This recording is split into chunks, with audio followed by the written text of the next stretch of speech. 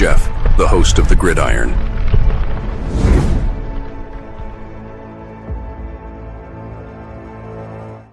All right. Welcome to the Gridiron, baby. If you can give this video a thumbs up, maybe share this video, that would be absolutely freaking phenomenal. If you subscribe to my channel, thank you. If not, please go down below, hit the subscribe button, hit that bell icon. That way next time I go live or if I put a video out, you'll be notified. And it's free of charge. What do you got to lose? It's totally free of charge. But if you are subscribed to my channel, thank you. If you want to help support my channel, in the description box below, very top link takes you to my membership page. I got 3 different membership levels. Each one has their own little perks to them. So once again, if you want to help support my channel, it would mean so much to me. And I thank you in advance. And then finally, just underneath that, there's another link. It takes you to my Facebook group. It's called the New York Giants, the Gridiron. It's my Facebook group. We have over 9,600 members in the group. It is doing simply marvelous, might I add. Basically, if I'm alive and breathing and if I got internet access, I'm putting stuff in this group darn near 365. It's called the New York Giants, the Gridiron. It's my Facebook group. Please join it. You will not be dissatisfied. I promise. Well, I guess you can say, right? Well, hey, anything's possible. If you configure or whatever, enough numbers, I guess we can maybe have a couple nice little more splashes, but who knows? But other than a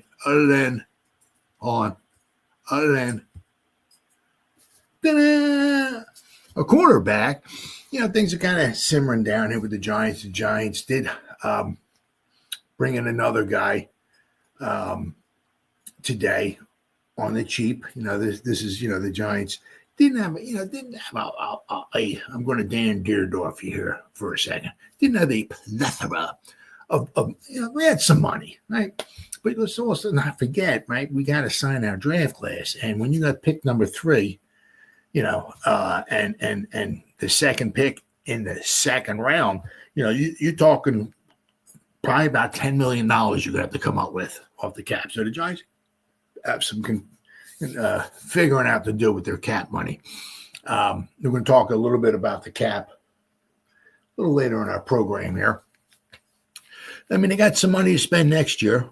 That's for sure. Okay, so we'll have another. Certainly can probably bring in another 1 or 2, nice juicy free agents next season. So between this year and next year, what the Giants should be,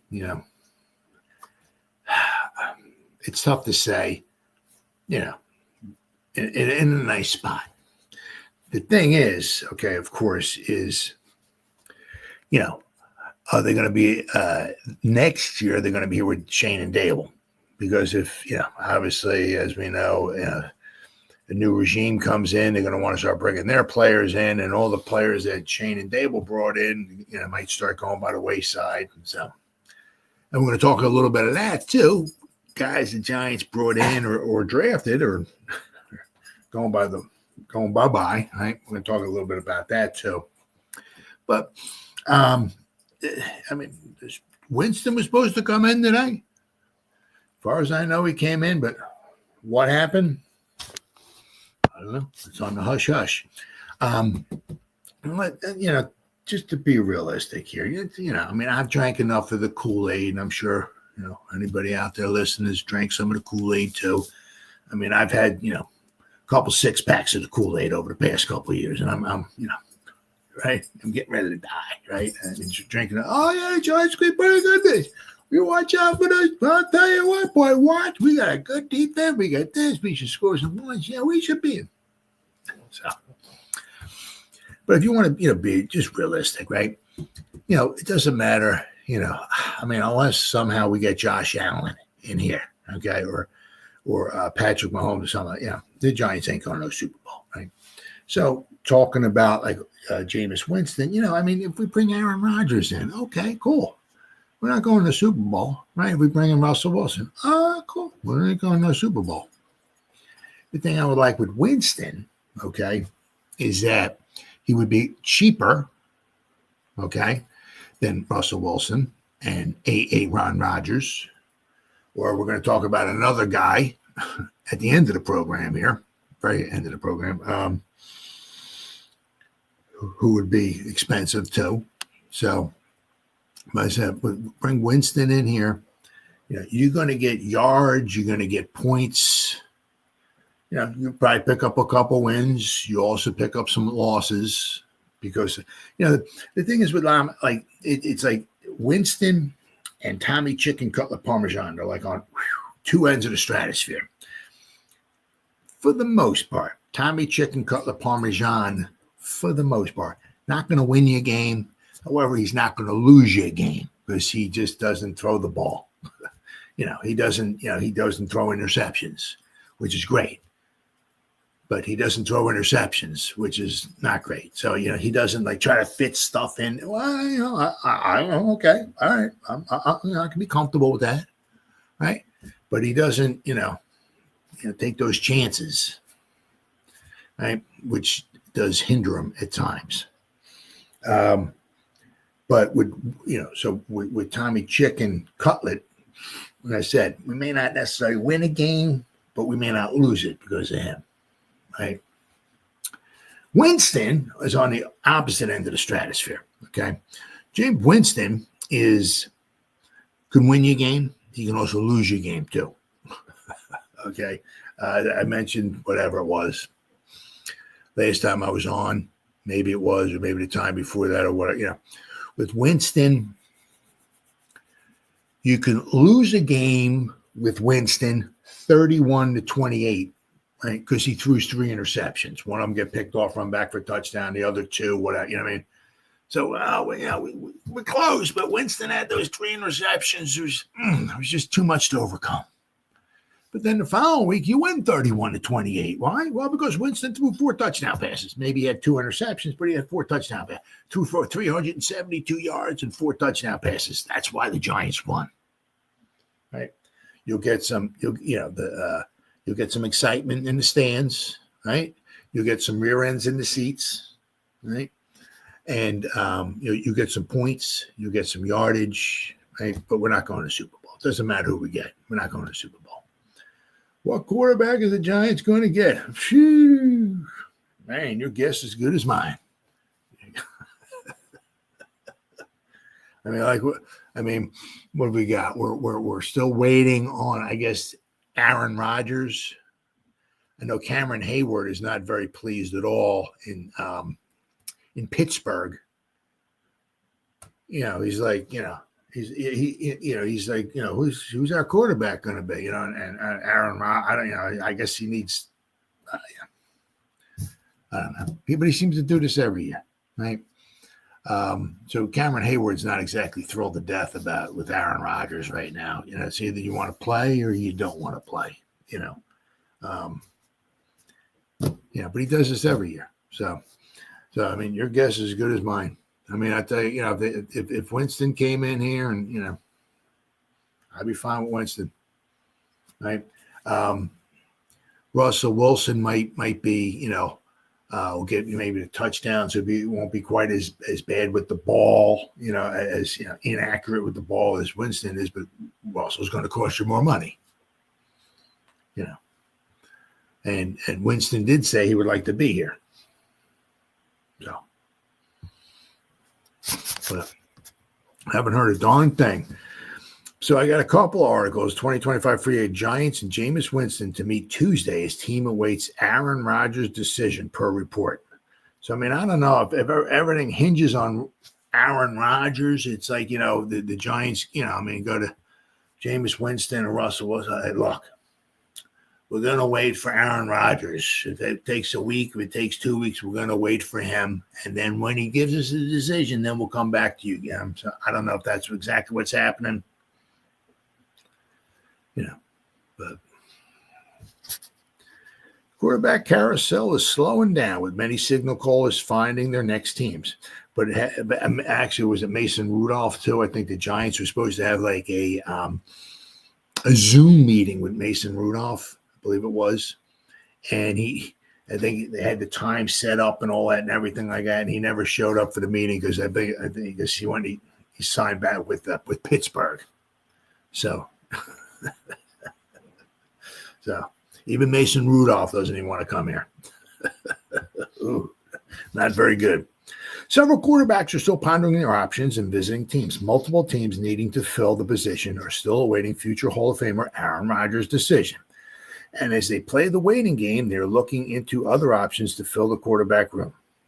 The New York Giants are one team still searching for the next quarterback. And as they wait to see what Rodgers does, they've brought in other veterans, including obviously Russell Wilson, Joe Flacco, right? 2 Super Bowl winning quarterbacks. They're adding, obviously, the number 1 overall pick in the one draft. Jameis Winston is set to meet with the Giants. So Winston most recently played for the Browns, starting 7 games. He was active in 12 for them in 2024. Like the rest of his career, his season was very up and down as he continued to struggle with turning the ball over. He got benched after throwing 3 interceptions in Week 15 against the Chiefs, which marked his 3rd straight multiple interception game. He finished the season with 2,121 passing yards, 13 touchdowns, right? But 12 interceptions. So one touchdown to 1 interception and 5 fumbles.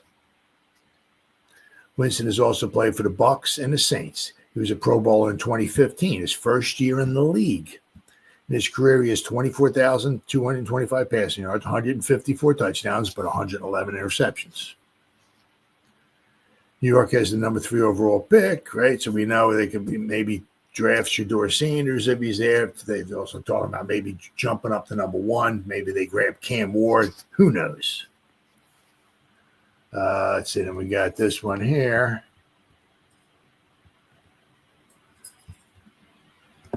But nothing came out. I mean, as far as I know, Giants said to bring in former number 1 NFL pick amid uncertainty at quarterback. Giants are once again searching for answers at quarterback after a disastrous 3-14 season. The team officially parted ways with Daniel Jones. Thank God. Over the past decade, the Giants have cycled through various quarterbacks, struggling to find consistency at the position. Now, as they look to turn things around, their options remain wide open.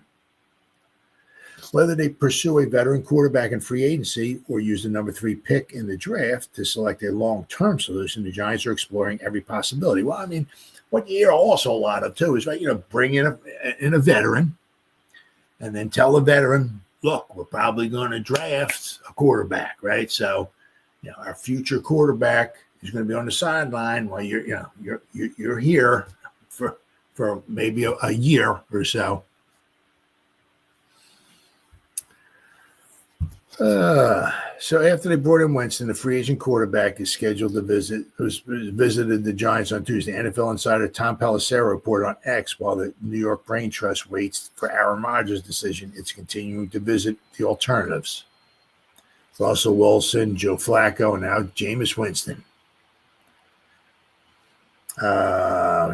Winston was selected first overall in the 2015 draft by the Bucs and spent 5 seasons there, leading the NFL in passing yards in 2019, but also throwing 30 interceptions that same season. 30. Whew.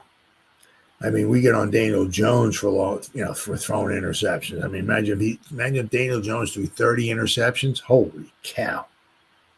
He later played for the Saints and before joining the Browns in 2024. Winston took over for the Browns in Week 8 after Deshaun Watson suffered his Achilles injury and went on to throw basically 2,100 yards in like half the season. But he also threw 12 interceptions in 12 games. So, I mean, you're going to get the good and the bad with him. Meanwhile, the Giants are still waiting on a decision from Rodgers, who is weighing his options between New York, Minnesota, and Pittsburgh. Russell Wilson also has met with the team and looks for a fresh start at age 36. However, with the number 3 overall pick in the coming draft, the Giants have a chance to select top quarterback prospect, potentially addressing their long-term future at the position. With so many directions still in play, New York's quarterback situation remains one of the biggest questions of the offseason. Now, also heard kind of too, maybe, is that Russell Wilson was like looking for maybe a 2-year deal. Right? The Giants maybe just wanted 1 because maybe the Giants obviously have inklings of drafting a quarterback. Now, maybe the quarterback might sit for half the year, the whole year, 3/4 a year, or whatever. But you're not going to keep the quarterback. We draft Shador. Shador's not sitting on the sideline in year 2. That's not happening, right? And then I'm sure Russell Wilson does not want to just be here one and done and looking elsewhere. So it takes two. Just because he comes in doesn't mean it's going to be a fit. Giants have other options, so we will have to wait and see. But I haven't heard a darn thing. Nothing. When Wilson came in, okay, Wilson. I see these reports. Wilson's in the building. This, that, the other, and usually by the late afternoon or whatever, like reports were coming out, Wilson left the building without a contract. But I haven't heard nothing with Winston. Absolutely nothing at all. So the Giants, there's still time. We're still waiting on Rodgers, but we will have to wait and see. Rodgers is just a pain in the neck. I really think he loves the attention. Really seems to love the attention. He's like every year at the end of the year, he's like, I don't know what I'm going to do. I don't know. I'll have to sit down. I don't know. So he likes to have the team or other teams waiting on him. All eyes are on me. He just seems to love the attention. And once again, it's the same thing. And if he's playing again in 20 or wants to play in 2026, he'll do the same thing next year. Right? So, but the Giants did bring in somebody, right? Victor Dimukeje, I believe it is, or KG, Dimukeje. Now he is linebacker / kind of like an edge rusher, kind of, because we lost Aziz. He went to the Beagles, right? We'll have to wait and see if he can stay healthy over there. He didn't stay healthy here. Now Victor here, I'll call him Victor, because instead of saying Dimukeje, I'll call him Victor. It's a little easier for me. Once again, you'll notice with a lot of these guys the Giants are bringing in, very good on special teams. Let me show you here. This guy, we're bringing in some good guys on special teams. Really, really good guys on special teams. All right, let me share my screen. Got 37,000 tabs open up. Here we go. All right. So, all right, here we go. All right, now, this is his special teams. Okay. Oops. Man. Can I switch them?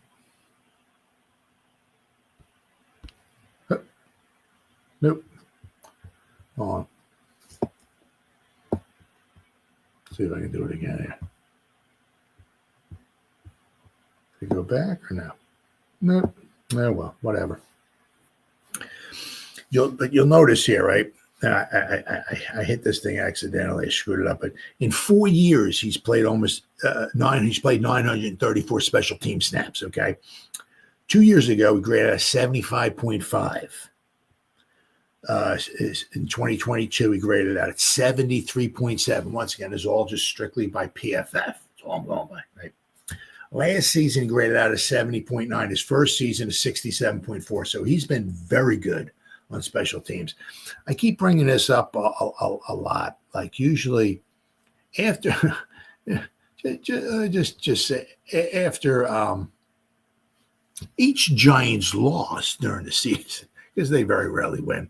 What I'll do is usually the Monday, right after they lose on Sunday, I'll go to PFF and I'll put out a video, the Giants' offensive grades, their defensive grades, their team grades, right, compared to other teams, and their special teams grades. Now, usually when they go to the special teams portion, right, of the video, there's at least 30 guys each week for the Giants that play special teams. It's very, very important.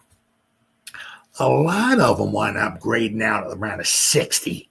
That seems like that's kind of like the ballpark average right there, right? So if you grade out less than a 60, like you grade out like a 40 something or a 50 or whatever, that's kind of on the bad side. If you grade out over a 60, I mean, usually like half the guys grade out right around a 60. There might be a 61 or a 59 or a bunch of them at 60. So that's right around, I guess the average, right? But if you grade out like a 70 on special teams, I'm not saying you're a Hall of Fame or nothing, but a 70 on special teams is really, really good. And once again, okay, fantastic grades here. I said last year we graded out a 70.9 on special teams, 207 snaps. So you look at 54 on the kickoff return, 59 on the kick coverage, 32 on punt return, 32 punt coverage, field goal block, 30. He's not just not on the field goal team, but you also notice here too, he didn't play in every game. Weeks 1 and 2, week 3, I don't know the Cardinals. I don't know what week they had their bye, so you got to forgive me there. But you'll notice week 18, he's not here. 17, 16, 14's not here. 11's not here. 10, 9, 8, 7, 6, 5, and 3 aren't here. So he missed some games. Now, I don't know, should know, but I don't, whether he was on the practice squad those weeks, or maybe he got a little nicked up or something, or whatever it was, or he wasn't on the active 50. Maybe he was on the 53, but they didn't dress because you're not dressing 53 guys for the game. So I don't know, but he played over 200 special team snaps, and he wasn't in all the games. So if he was in all the games, he probably would have been close to around 300 special teams, 250, 275, somewhere around there. So, he plays a lot of special teams. But once again, grades at a 70, really good. Okay, now we'll go to his defense. All right, let's pull this over here. All right, special teams. We'll go to defense. Boom. Okay, pull this down here. All right. Is this, let me see if I can get something. Defense on. Defensive grades, says it. Nah. And by the way, he's from Duke, right? Victor Dimukeje from Duke. Let's see. Defensive grades. Nah. Okay. I know somewhere in here. I'm just obviously not really seeing it. Well, let's see. On Big Blue Kickoff Live, they were talking about him. They said his pass rush win rate was like 15%, which is really good. Now you'll notice, I mean, he last season he didn't do too bad. I mean, look, just his last season, he graded out of 75. Okay, his pass rush was a 75.8 overall. He had is this? Yeah, okay. Is this season? Yeah, 2024. Now, according to PFF, he had no sacks. I thought he had a couple sacks, but maybe that was in 2023. He had a couple sacks. Let me see here. His last couple years, he had a couple sacks. Okay. He had, I don't know if he had 5, but according to PFF, because they don't do half sacks. If you're in there and you're splitting a sack with somebody, I think they give like everybody a sack. You get a sack, and you get a sack, and I get a sack. Everybody gets a sack, right? But his pass rush win rate is supposed to be pretty good. Now, this was last season, too. 2023 last season. 67.5. He played in a lot of games. It just, situational. He comes in through 385 snaps. He played, looked like darn near almost every game, right? So, you notice, I mean, it looked like his high in 2023 was 45 snaps in a game, okay? That is past season here, 2024.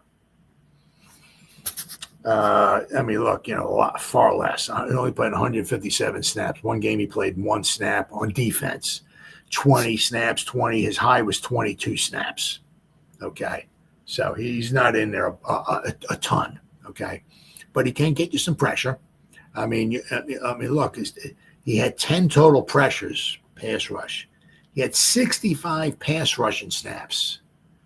So basically, like 1 out of every 6. So basically, out of every 13 this past season, anyway, out of every 13 pass rush snaps he had, he got 2 pressures.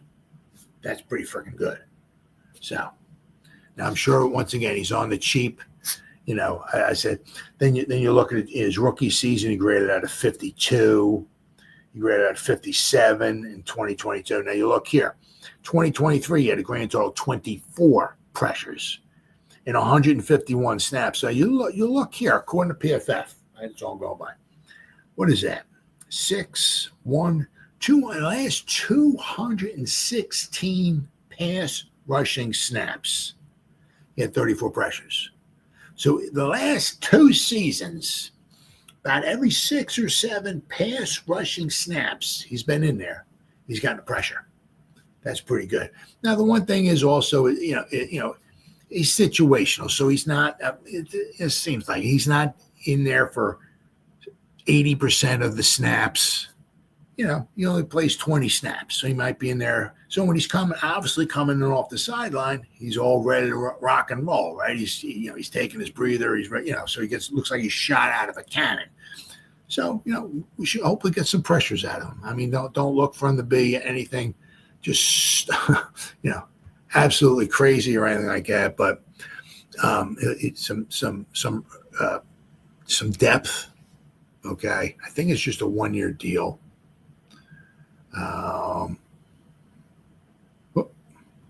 There we go.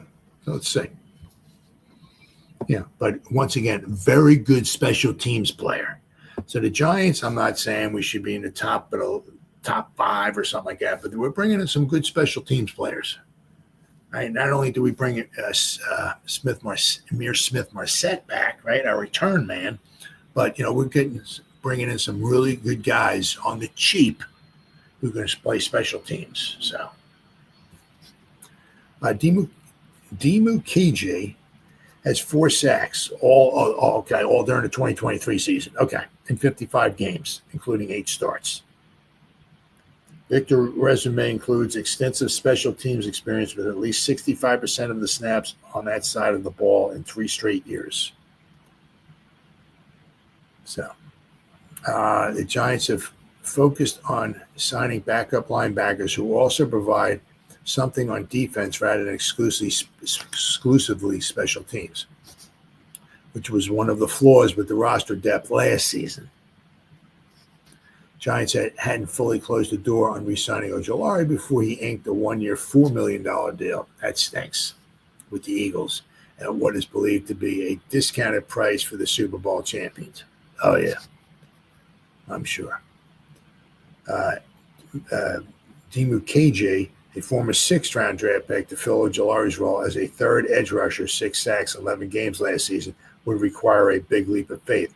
So the Giants figure to still be on the hunt for pass rush help. So, but, I mean, let's not also forget we still have the draft, right? I have no idea what's going to happen in the draft, right? No idea. So, but, the thing is with Dimu KJ is that, quite possibly, to ask him to go in and maybe fill Ojulari's shoes, once again, as the article said, might be asking a bit much. Absolutely. However, right, he might stay healthy, which Ojulari never could here. Right now, it'll be interesting to see if he stays healthy with the Eagles, but it just stinks because we lost Carter. I think we lost Carter. We had Carter, and he went to He went to the Falcons a few years back after his rookie contract was up for like $3 million. Ojulari will $4 million. Really couldn't come up with $4 million to keep Ojulari here, or $5 million, really. But the thing is with these guys they're bringing in is they're good on special teams now. So according to reports, the Giants have agreed to terms on outside linebacker Victor Dimu KJ, pending a physical. He's 6'2", 262 pounds. He's played in 55 games with 8 starts. Outside linebackers registered 67 tackles, 42 solo, 4 sacks, 7 tackles for loss, 16 quarterback hits, 2 forced fumbles, and 1 pass defense across the first 4 seasons. His best campaign came in 2023 when he played a career-high 16 games with 6 starts and recorded all 4 of his sacks that year, along with 5 tackles for loss, 8 quarterback hits, and 1 forced fumble. In addition to his snaps on defense, Team KJ also played at least 65% of Arizona's special team snaps over the last 3 seasons.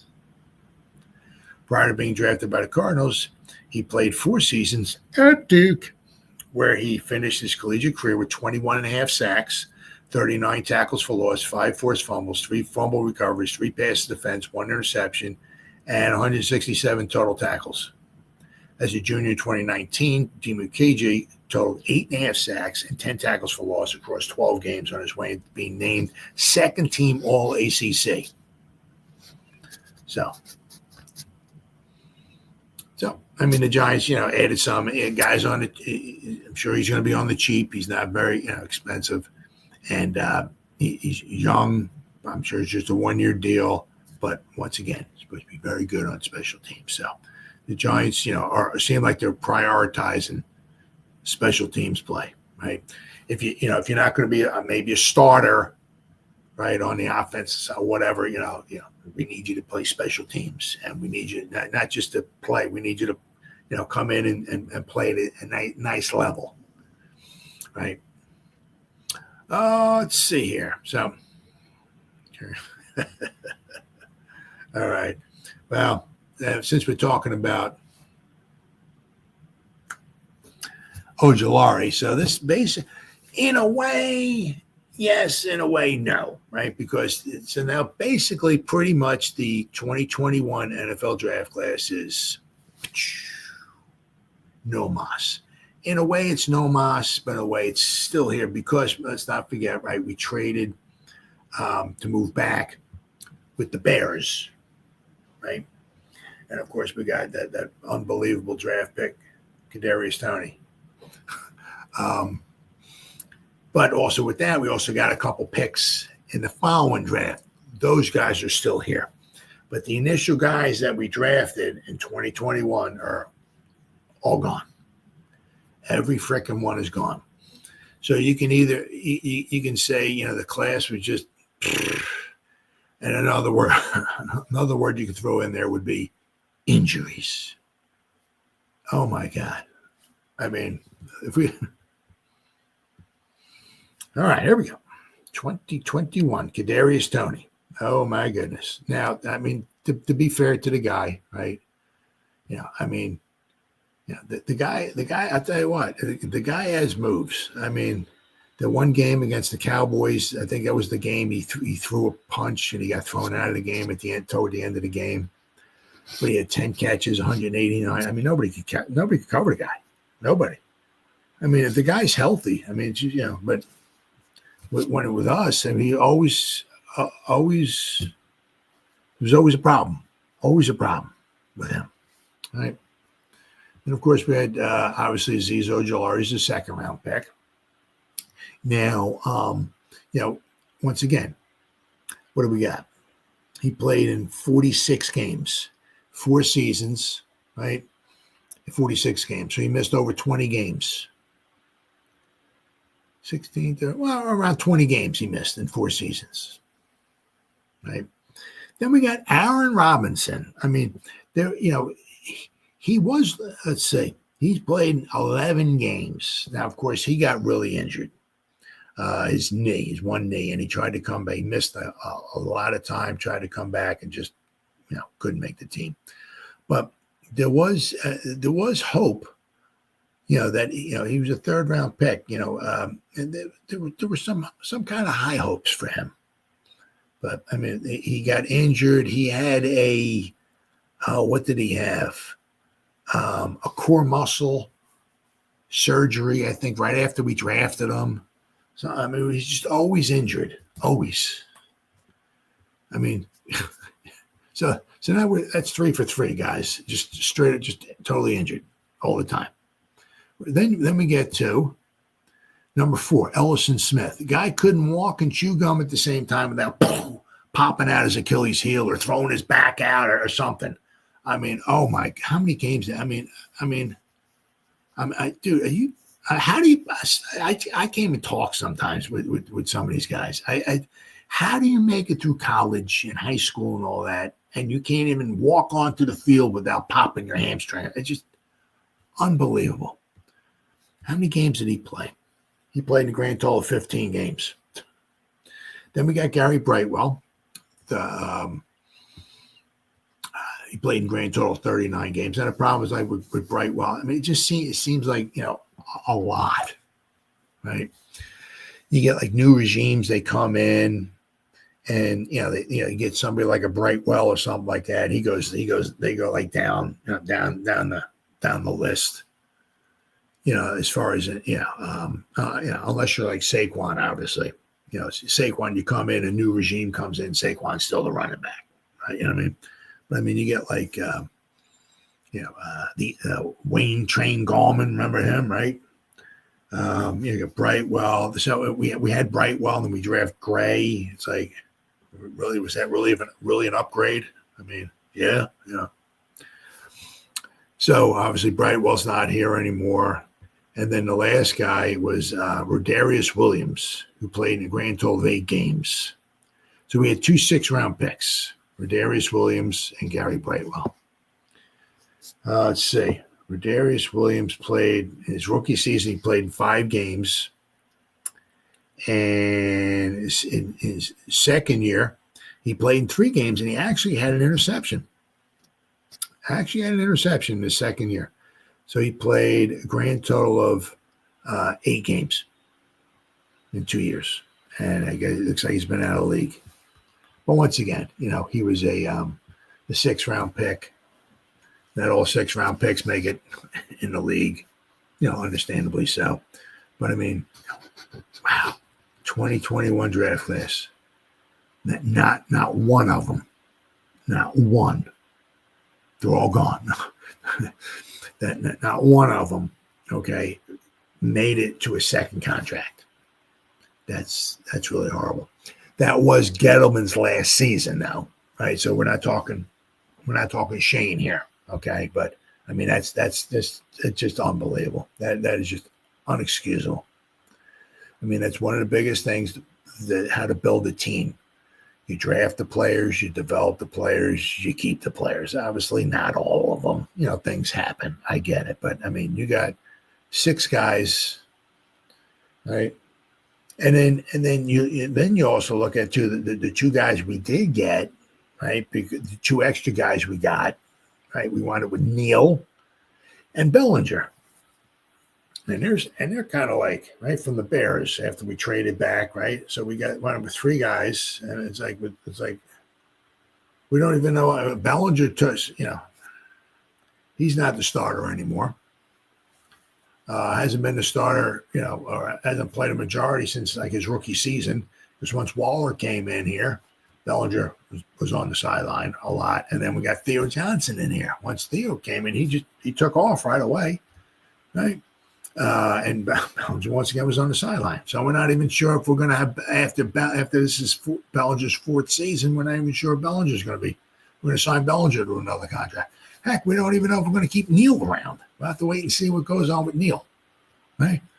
But man, I'll tell you, the 2021 draft class is no mas. I had an article on him here.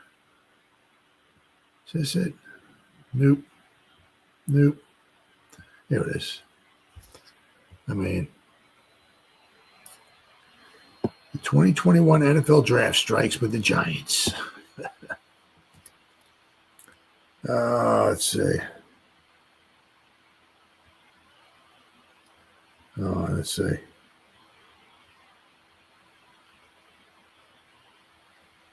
Well, this is an old article, but they talk about talking about the Giants drafted Aaron Robinson in the 3rd round, and Milton Williams, who was drafted by the Eagles, the past 3 seasons having a pretty fine career for himself. Also, the guy, let's see, the guy drafted right after Aaron Rodgers, Elam McNeil, who went to Detroit. I mean, tell you what, the guy last year he graded out of the 79. He's a interior defensive lineman. He's like defensive tackle. Last year he graded out of 79. 2023 he graded out an 86 for the Lions. So I mean, the Giant, just absolutely horrible draft class. But of course it all started, right? When the Giants are probably going to pretty much like stay put. It seemed like it stay put where they were at, but the Eagles jumped them. Right? Remember, the Eagles jumped. I think the Eagles were 12, the Giants were 11, and the Cowboys were 10. So the Eagles jumped the Giants, went to 10, took Devontae Smith, who the Giants would think were eyeing Devontae Smith. Right? So then the Cowboys went back to 12. So Micah Parsons was on the board. The Bears came calling, so the Giants moved back to pick up 2, get a couple of first-round picks. Right? They went back to number 20. And then we got the Bears number 1 pick the following year, right? And we got their 3rd round selection the following year too, right? But it all started right there. The Giants were probably going to take Devontae Smith, who's having himself a pretty fine career with the Eagles. Now he's very slenderly built and all that, but he's remaining relatively healthy for them. So that was a very good pick for them.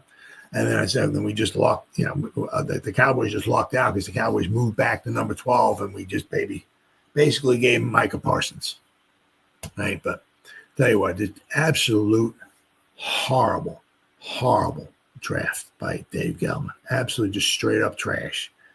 And, have a draft class, right? And after 4 years, after they've all played 4 years, right? No, not even made him 4 years. But after those 4 years is up, not one of them is on your team. And the thing is, one of them signed a contract, a second contract, right? It was for $4 million.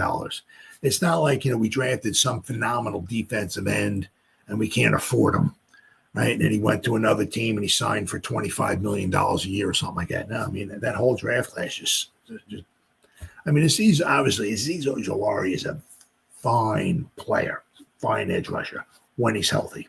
Problem is he hasn't been healthy with the Giants, right? But just another one of the examples, right, of just a poor draft class. Well, another one of the reasons why the Giants are just struggling where they are. You take that draft class, we should still have, hopefully, if it was a good draft class, we should, from those 6 guys, we should still have at least 2 guys or so on this roster still from that class, right? And that we're building, going for the future, but not one guy. 4 years, they're all gone. Absolutely pathetic. All right, so we got 3 guys. I saw this article there. Three losers so far for the Giants in free agency. Now, obviously, this guy's name's in there, but it's not because he's a loser or nothing like that. This is basically, after free agency, after the first week or so, some of these guys are at a disadvantage on the Giants team, right? Because the players we got or the players we haven't gotten so far, shall I say. And Malik Neighbors is obviously on there because of the players we haven't gotten.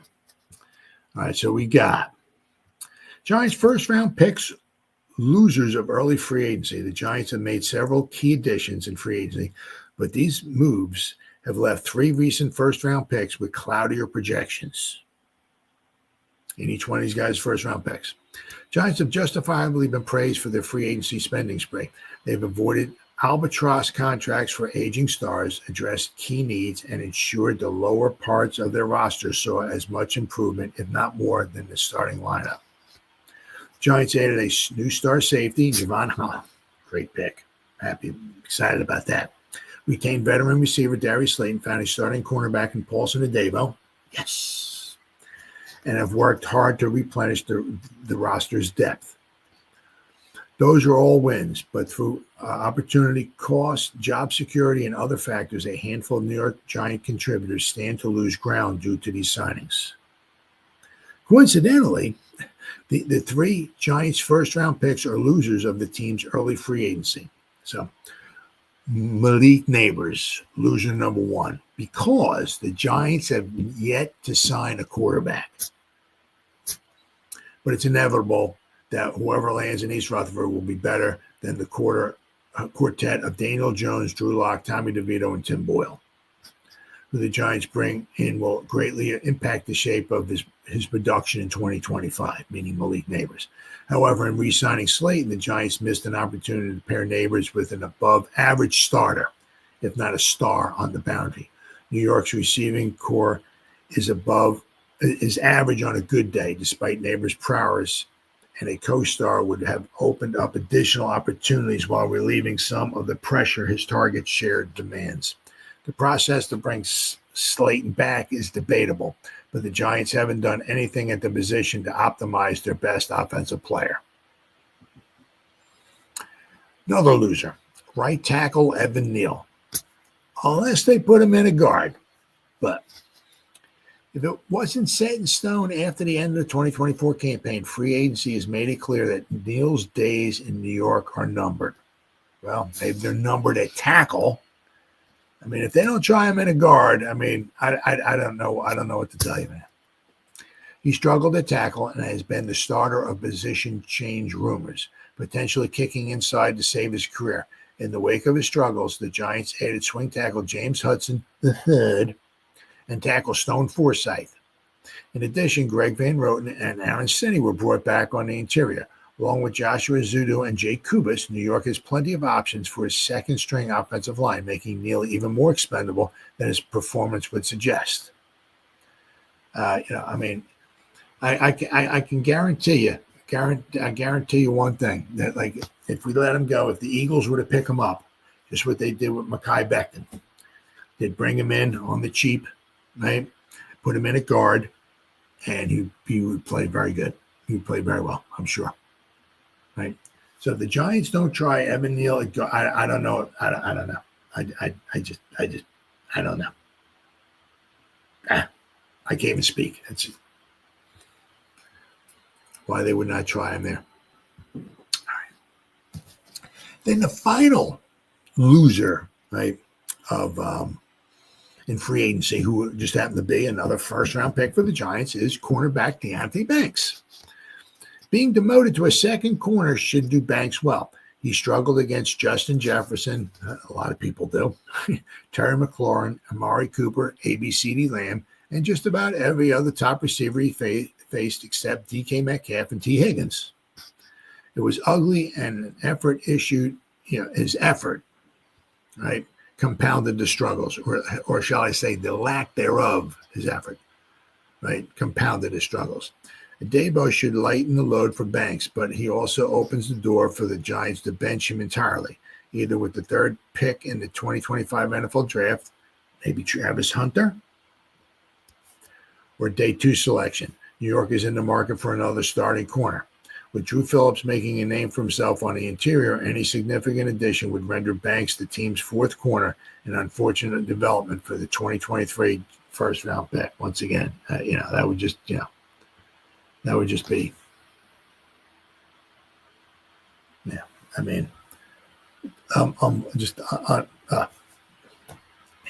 and you trade up to get the guy too. I mean, you only moved up, I think, 1 spot or 2 spots, maybe, whatever, to get Banks, but you move up to get it is just absolutely freaking amazing how the Giants just seemingly on these first round cornerbacks. Right, Eli Apple, 2016. Baker, remember him? 2019. Banks. I mean, we just can't pick a cornerback in the first round. It's unbelievable. It is absolutely amazing. But move them over to the second corner. maybe a light a rocket up his rear end or something like that, and we'll start maybe seeing the best. I mean, who knows? We'll have to wait and see. But I mean, there were effort issues, which is not acceptable. I mean, if you're gonna make a mistake or go down or something like that, go down swinging, right? I mean, if you're gonna have Mike Tyson knock you out, have him knock you out while you're swinging at him, right? I mean, give some effort, give some more. That's what you're out there for. I mean, just so hopefully this will light fire up his butt, and also lighten his load. Right now, he's not going against the top guy, right? He's going against the number 2 guy. So let's see what he can do, right? But if we do draft Hunter, I mean, we got Phillips, we have Hunter, we have a Debo, and the thing is with Hunter, I mean, right? Hunter, you can put him on the offensive side. I mean, right? I mean, you can imagine, if we have Malik out there and Hunter out there at the same time, pretty good. Or if you put Hunter out there on a cornerback, because he wants to play on both sides of the ball, right? I mean, you let him go out there and play, see where he plays at best, if he's better on the offense or defense. But also, I mean, if he plays better on defense, okay, sprinkle him in on offense a little bit, right? So, I mean, if we got Hunter, that would be fantastic, absolutely fantastic. But I mean, the biggest, is that with Neal, we keep bringing in all these tackles. It's like we brought in Stone, Forsythe, Hudson. We got Luminor. We got Andrew Thomas, Evan. I mean, how many tackles do we need, right? Then we brought back Van Roten. We signed Stinney, right? It's like, okay, so where's Neal gonna go? So it's it'll also be interesting to see, because we have soon. They have to declare if they're going to pick up the 5th-year option, meaning on Kayvon and or Neal. Soon. I would be shocked if they didn't pick up the 5th-year option on Kayvon. That just wouldn't make any sense to me. If they just, that would just be stone cold crazy. So, but it'd be interesting to see if they pick up Kayvon's 5th-year option and they don't pick up Neal's 5th-year option, right? But I tell you, I can almost guarantee you, like Neal, with his size and all that and everything, I can almost guarantee or see where he's going to go to another team. So they'll push him inside. It's like, look, dude, all right, we'll sign you, sure, but you're playing guard.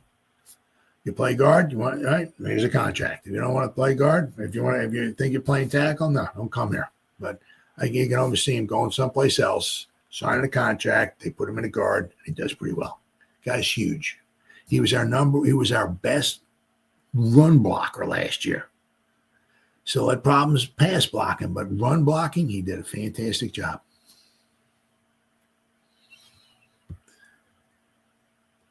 So this is where here we got the Giants, right? This talks about the Giants to see about $30 million disappear. Now this is on their quite possibly bringing in a quarterback. Okay. Now, according to this article I'm going to read, the Giants have about $30 million or so left in salary cap space, but that doesn't include that. They have to get some room, right? Which possibly tells you that they might wind up doing some stuff with some of these contracts, like maybe Sexy Dexy, Burns, Andrew Thomas, some of those guys' contracts, and freeing up some money, right? Because we still going to need probably about $10 million or so for our draft class, right?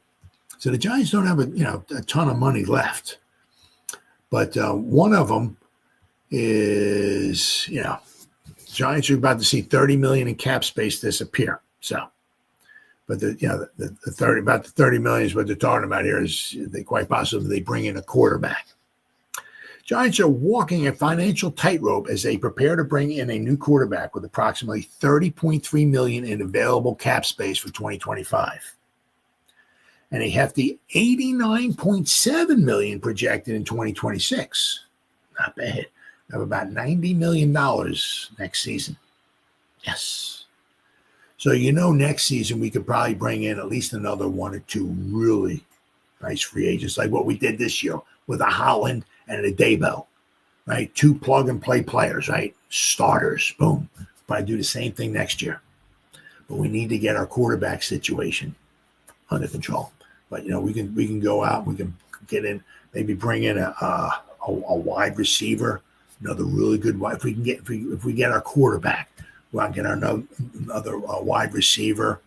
If we need a good offensive lineman, we can go out in the market and get a good offensive lineman, maybe to shore up the offensive line. Like if Van Roten doesn't come back, or if we want to go out into the guard market and maybe get the top of the line guard, if there's one that's available, we can go out and get that. So between this year and next year, between the draft this year, the draft next year, and the free agency and all, we should be pretty good. As far as our starters, we should be pretty good. Let's see. They have some money to maneuver, but once they pull the trigger on a veteran quarterback signing, that cushion is going to shrink in a hurry. You got that right. Smart spending so far. The Giants have already been active in free agency, securing key acquisitions like Paulson Adebo and Javon Holland to bolster their secondary. They structured these deals wisely, keeping the early cap hit manageable while backloading more significant figures into 2026 when their financial flexibility is at its peak. Now, basically what it is with those, I think with those two guys, I haven't looked at all of them, but I think those two guys, because those cap hits are big, Debo and Holland. This year's cap hit is obviously lower. Then in next season, in 2026, their cap hit goes way up. And then in 2027, it comes down. So a lot of the money is pushed to 2026. Right? So obviously, the reason why we're able to afford those guys this year, and we still have some money left over, is because their cap hits this year are manageable. The strategy gives them the ability to build a competitive roster in the short term without mortgaging their future. It also puts them in an ideal position if they draft a quarterback, allowing them to carry an expensive veteran for the time being while preparing for a long-term transition. The quarterback cap crunch. The $30.3 million of remaining cap space is about to take a major hit, whether it's Aaron Rodgers or Russell Wilson. The Giants will likely have to shell out about $30 million or more annually to land a veteran signal caller. On top of that, they still need to allocate roughly $10 million for their upcoming draft class, further tightening their financial situation. With only about $20 million left after those commitments, they also have to keep around $10 million in reserve for the in-season expenses. You always want about $10 million or so. Yeah, for the season, because with the Giants, you got injuries. Guaranteed. Now, why a 2-year deal makes sense for bringing in a quarterback, right? Given the financial outlook, the Giants are better off signing a quarterback to a 2-year contract rather than kicking the can down the road with void years, like that's what the Eagles do. That's why the Eagles can bring in all these good players, because they keep kicking the can down the road. That's all the Eagles do. The short-term deal would allow them to keep the cap hit manageable in 2025 while maintaining the player for a second season when they have significantly more flexibility. If they opt for a longer deal with heavy backloading, they risk bloating future cap hits, which could complicate roster building if they need to pivot. The ideal scenario is signing a veteran to bridge the gap for a rookie quarterback, keeping 2025's expense under control while setting up for a bigger move in 2026. The Giants are playing the long game with the financial decision, but once they lock in their quarterback, they'll be working with a razor-thin margin. Absolutely. I mean, if they bring in, right? If they bring in Jameis Winston, I'm not exactly sure. Let's see here. Where are we at here? Okay, let's see here. Let's see what this is. This is what all PFF. That's all I'm going by here. Let's see here. Tools. Let's go draft class. Yeah, not draft class. Free agents. 2025. Oh, no, draft. Where aren't you? Go free agents here. Okay, let's see now. Position. Okay, quarterback. Let's see what they think Jameis Winston might wind up getting. Wow. 2 years, $6.25 million average. I mean, annually. $7 million guaranteed, $12.5 million total. So the Giants, if right, they brought it according to PFF. That's all I'm going by. PFF thinks that Jameis Winston might get a 2-year deal, around $6 to $6.5 million per season. $7 million guaranteed. 2 years, $7 million. So I mean, that would be like nothing. So we brought, if we had $30 million, we brought in Jameis Winston for like $6 or $7 million. We'd still have $25 million in money. I mean, that would be, So we could sign our draft class. We'd still have money left over for the season and all of that. And then we drafted a quarterback, right? So we can have Jameis Winston for 2 seasons, right? And we'd have, if we drafted Shador or if we have Cam Ward, right? We'd have our quarterback on the cheap for 5 seasons. And that way you can really start building a roster around him, especially next season, right? The thing is that, you bring in a high-priced quarterback this season, like Rodgers or Wilson, that $89 million we have next season is going to take a hit. So it is what it is. So it's going to be very, very interesting to see. Still very, very interesting. And the thing is, it's not like, because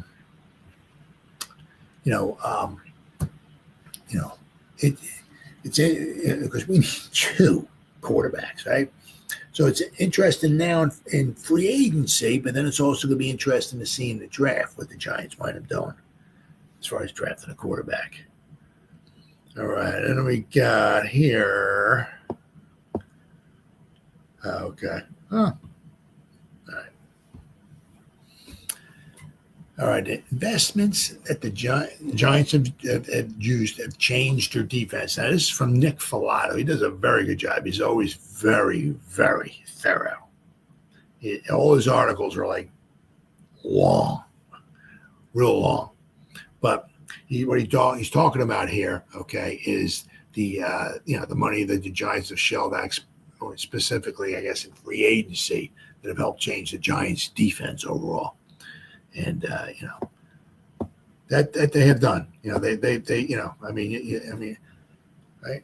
You look. I mean, between like Caracay, right? Burnsy, right? Holland, Adebo. They've spent some money. That is for darn sure. Gotta find this. Up. Yep. Here we go. All right. Turning the tide, how investments have changed the Giants' defense. Giants have fortified their secondary, adding depth and adding depth in the trenches. Shane wasted little time signing one of the younger, more promising cornerbacks on the market, Paulson Adebo. He's only 25 years old. Signed a 3-year, $54 million contract, including $15 million signing bonus. Dabo is now the 14th highest paid cornerback in the league. Let's see. Of course, then we talk about obviously early in the second day of free agency, the Giants signed Javon Holland, reached with 3-year deal, $45 million. Said Kayvon put on his recruiting cap and helped convince his former Oregon Duck teammate to take his talents to East Rutherford. Right, he did. Because we lost Pinnock, but I'll tell you what, Holland's definitely an upgrade, without question. We lost, we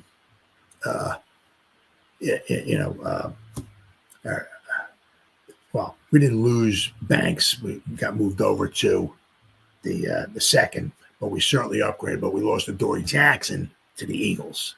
But we brought in a Dabo, so that's a huge upgrade right there. So we upgraded at safety. We upgraded at the cornerback position. Let's see. Holland, who many believe was the top safety on the market, replaces Pinnock. And now we got Holland next to Newman, giving the Giants a secondary nickel package of Holland, Newman, Adebo, Banks, and Phillips. all 25 years or younger. Don't forget about Flott. He's only 23 years old as well. So, I mean, we got a young secondary. I'm not saying we're top 5 or nothing like that, but we should have a very good secondary, and they're young. And if we bring in Hunter, or if we go out and grab a cornerback in the second round, something like that, we even bolster it even more. So, let's see. Obviously, New York's defensive structure and organization felt the sting of McKinney's departure. So, putting Holland in there is huge. So the Giants beefed up the front, parting ways with Azeez Ojulari is unfortunate. His health issues always plagued him throughout his time with New York. Ojulari had 42 pressures and set the Giants' rookie sack record in 2021, but failed to play more than 500 snaps over the next 3 seasons. New York opted to get stronger in the trenches to replace Ojulari. They signed Chauncey Golston to replace with a 3-year deal, $19.5 million. Golston is larger, longer, and more physical than Ojulari. Most notably, Golston's size and the trajectory of his production. The 27-year-old is a shade under 6'5", 270 pounds. Golston is a taller, much better version of what the Giants wanted what they wanted Bookie Basham to be. Golston is quick enough to play edge and be a commanding presence in the run game from the 5 technique outside, and big enough to kick inside during passing situations. Golston had 37 pressures and 5.5 sacks last season with the Cowboys. He offers effort and energy while toughening the trenches and offering a larger, more physical body type that is more resistant to bullying. Golston, as the third edge rusher behind Thibodeau and Burns, forms a solid and diverse trio of pass rushers. Yes, it does. Giants also added Roy Robinson Harris and Jeremiah Ledbetter for depth on the defensive line, special teams, and linebackers. New York invested in their special teams linebacker with Chris Board, Demetrius Flanagan-Fowles signing. Right. Both players have defense experience and slightly more than just special teams assets.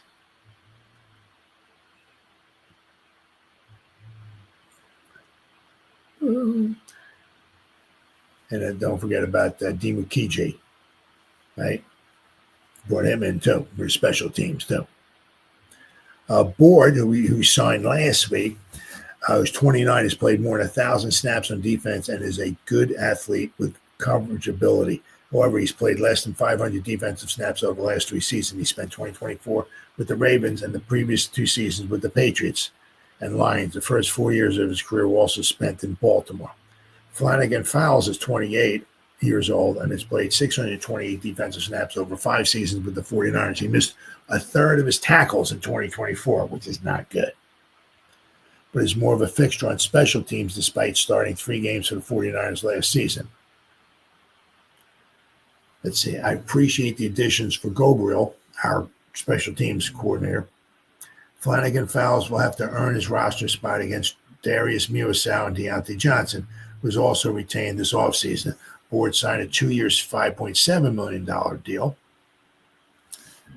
And the Giants still need to strengthen the spine of their defense, specifically next to Dexter Lawrence. Yeah.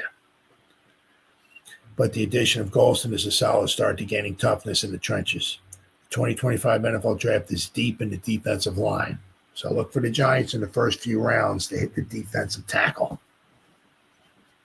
And the Giants currently possess 4 selections in the top 100 and 5 in the top 105. So look for the Giants in those first, I would be, hopefully in the first 2 days of the draft, give themselves a defensive tackle.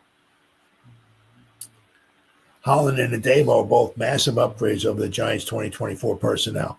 They both understand how to create turnovers. Couple them with Newman's college experience intercepting passes, and maybe the Giants can record more than 5 interceptions, what they had at 5. Absolutely freaking pathetic. Not one guy had more than 1. 5 guys had 1. It's just unbelievable. Horrible. Absolutely horrible.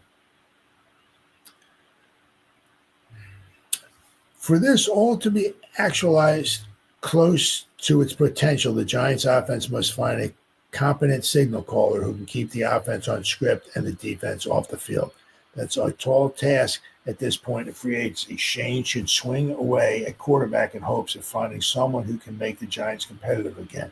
Their defense is primed to compete, albeit still not quite there, but they must figure out their quarterback situation. Now, the thing is, like, especially with the Giants on their defense, if we pick up Kayvon's fifth-year option, right, we got Burns for next season, 2026. We got Dexter. We got a Karake, McFadden, with Kayvon, right? We got Phillips. We got Banks. We got Debo. We got Newman. We got Howell. We have our defense for next season too. So right. So we're not losing half the team next year or this. No, we're still around. They're still young. They'll still be around.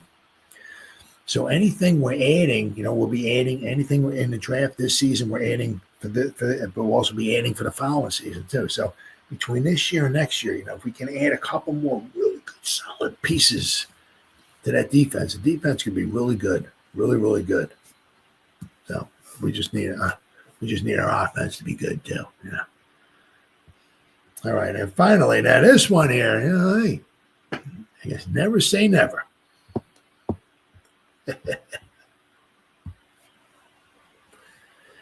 Never say never. Kirk Cousins might be the answer for the Giants.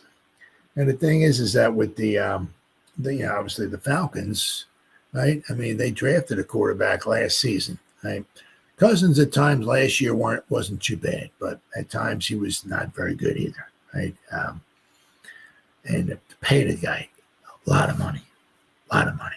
Now, if just I don't know, according to this article, would make a ton of sense to keep Kirk Cousins around on the Falcons roster. Now, it may not happen right away, but Falcons don't seem interested in trading Kirk Cousins right now. Simply doesn't make any sense, though.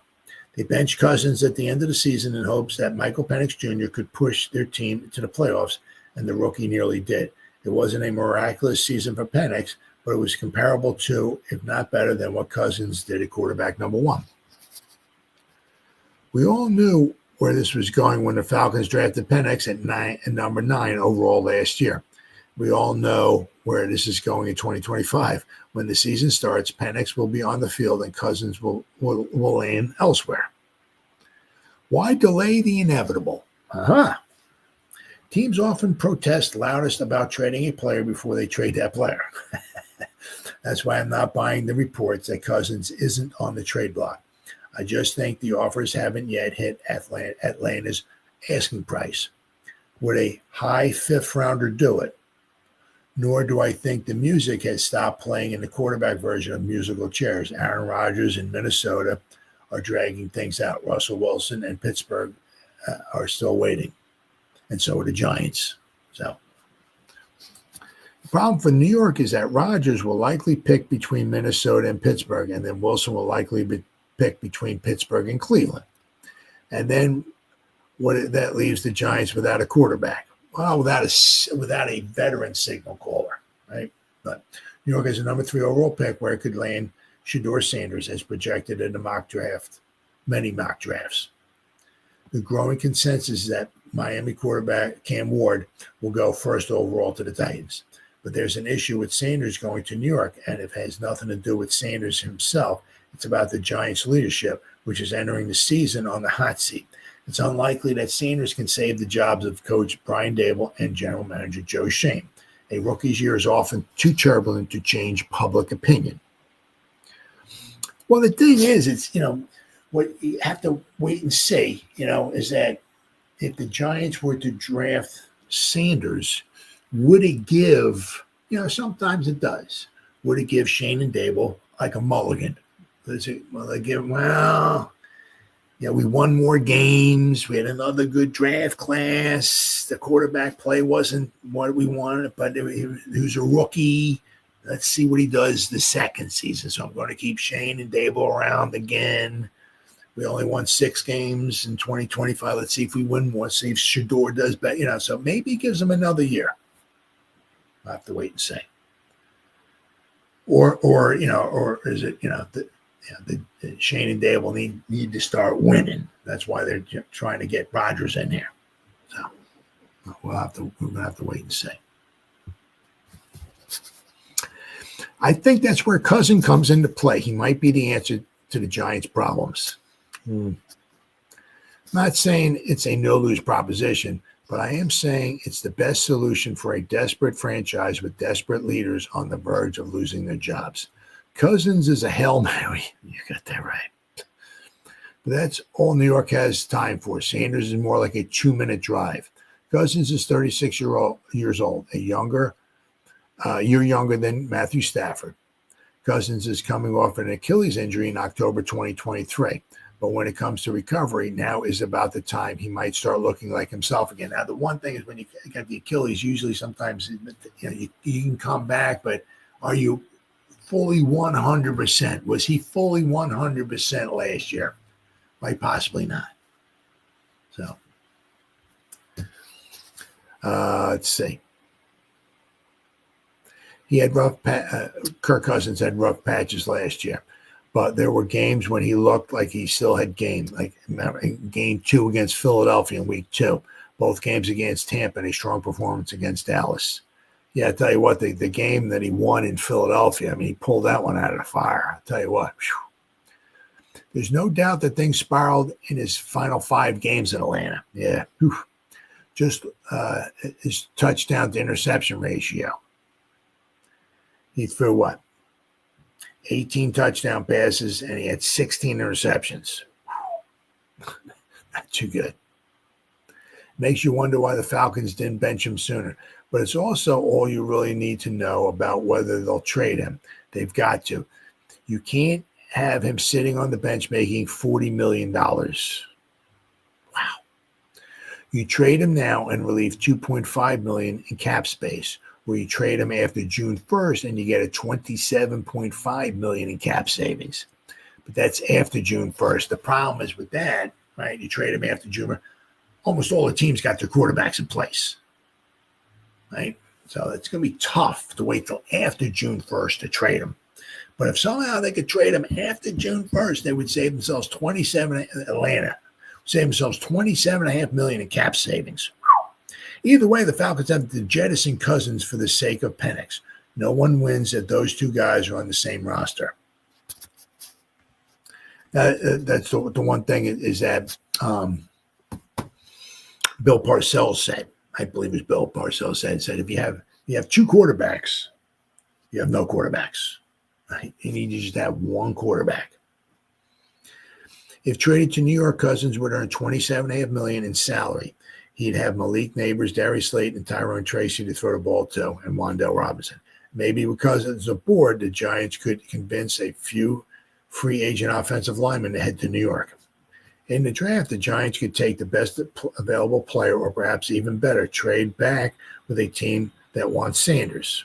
The Las Vegas Raiders, who picked 6, or the Saints, selecting number 9, might be on the market.